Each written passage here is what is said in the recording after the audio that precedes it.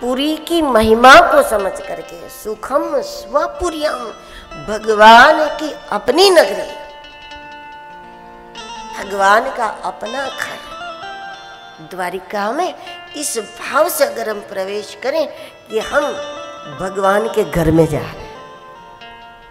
केवल मंदिर वो तो अपनी आस्था की अभिव्यक्ति का स्थान है हम सबके लिए, वहां तो जाना ही चाहिए,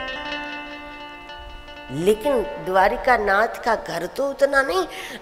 जब घर से निकलो द्वारिका आने के लिए, और वहीं से इसी भाव से चलो कि हम भगवान के घर में प्रवेश कर रहे हैं, हम भगवान के घर में जा रहे हैं।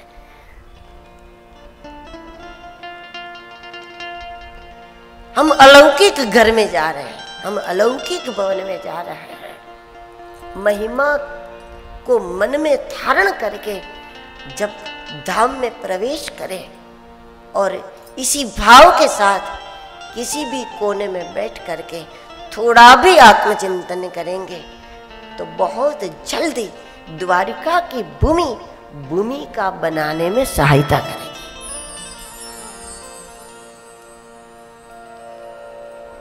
श्रीमद् भागवत अमृत है, श्री द्वारिका अमृत है, और श्री द्वारिका नाथ परम अमृत है। वो तो परमामृत का समुद्र है।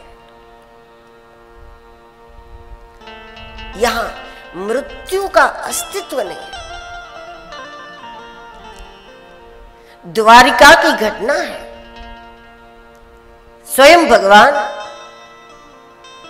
सुखदेव जी ने सुनाई परीक्षित जी को। एकादश 10वें स्कंद में बड़ी सुंदर कथा। कुछ कथाएं जब कथा समापन की ओर होती है तो उसके लिए समय नहीं बचता।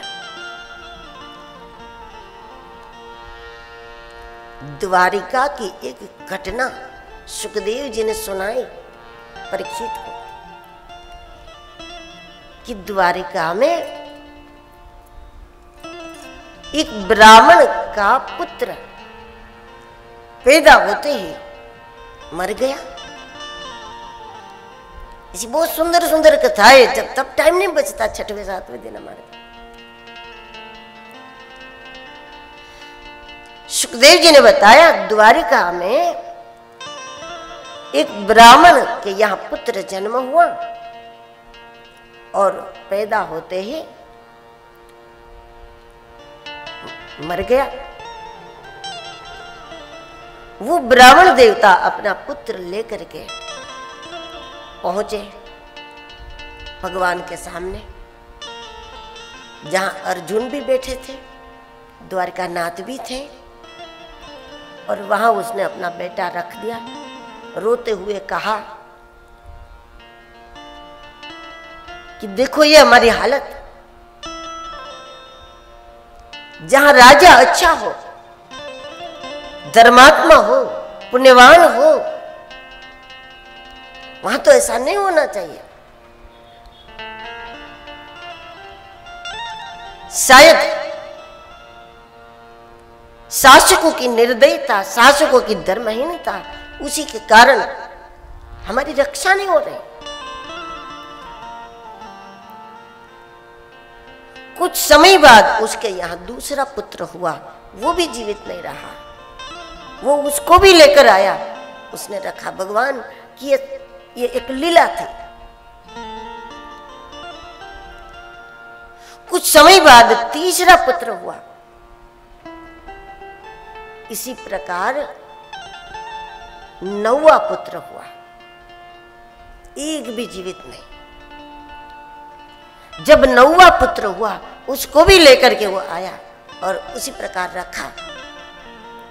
और तब अर्जुन खड़े हो गए और अर्जुन ने कहा कि देखो अब की बार मैं तुम्हारे संतान की रक्षा करूंगा।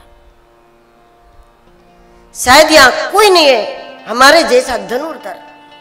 मैं भले ही क्षत्रिय हूं, लेकिन मैं अपने पराक्रम से रक्षा करूंगा तुम्हारे पुत्र की। और अगर मैं ऐसा नहीं कर सका तो तो मैं अग्नि में प्रवेश कर दूंगा।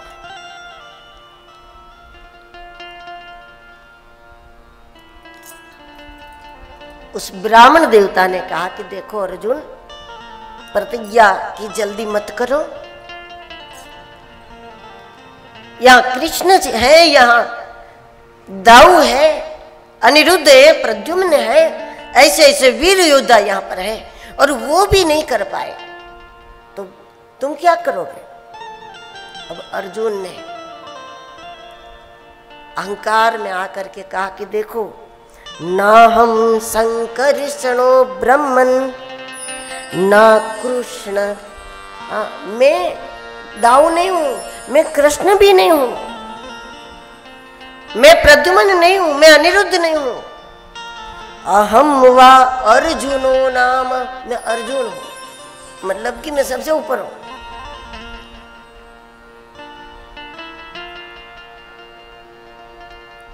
मैं तो अर्जुन हूं, मेरे हाथ में गांडीव है, मैं सब कुछ कर सकता हूं।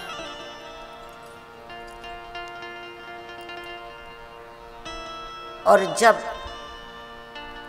उस ब्राह्मण देवता के यहाँ संतान होने वाले थे, उस समय अर्जुन ने बाणों से उस गृह को, जहाँ बच्चा पैदा होने वाला था, उस गृह को बाणों का एक ऐसा पिंजरा कर दिया कि कहीं से भी न कोई रोग आएगा, न कोई जीव आएगा, न कोई कीट कीटाणु आएगा, न कोई कोरोना के जम से कुछ भी नहीं आ पाए उधर।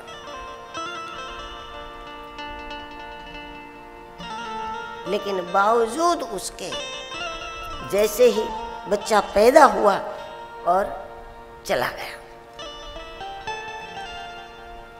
अब अर्जुन के पास अग्नि में प्रवेश करने के अलावा कोई उपाय नहीं था। जब अग्नि प्रज्वलित की अर्जुन प्रवेश करने जा रहे थे, द्वारिका नाथ ने अर्जुन को ऐसा करने से रोका। देह को जलाने की जरूरत नहीं होती, अहंकार को जलाने की जरूरत होती है। देह के जलने के पहले अहंकार जल जाए तो हम सुवर्ण के हो जाए। कंचन बरन विराज सुबेसा, हनुमान जी की तरह हम सोने के हो।